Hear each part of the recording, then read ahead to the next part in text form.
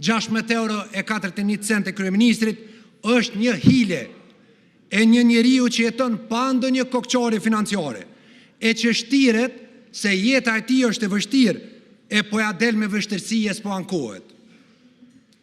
Manipulimi është një karakteristikë e rrezikshme dhe dëmshme e cili do udhëhec. Dhe €16.41 është moment klasik i manipulimit varfërisë nga një njeri që nuk jeton varfëri, po sillet si i tillë. Kryeministri nuk ka kokçare të varfërisë, mos u mërzitni.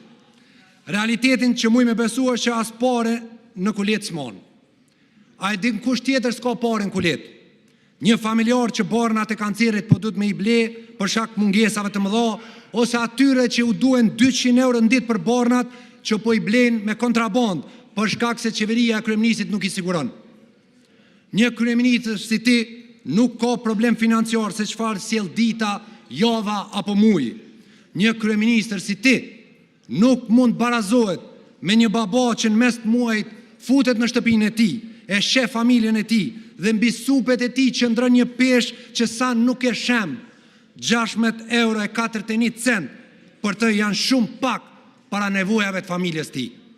Ti nuk mund barazohesh me një student që vendos të ngritet më herët nga tavolina, e niset e vetmuar mbanesë, sepse të tjerët janë duke bërë plane për të vazhduar, pa jo e din që €16.41 nuk do të mjaftojnë as deri në fund të muajit, e lere mo për ta pirë një kafe me shoqni. Ti nuk mund barazohesh me një nanë që e merr autobusin çdo ditë me shku në punë dhe kur kthehet vonë në shtëpinë e saj, është e trazuar në shpirt, sepse €16.41 nuk mujnë me i dalë për mbramin e maturës vajzës saj që po e pret fustanin pas 2 muajve. Ti nuk je si ata.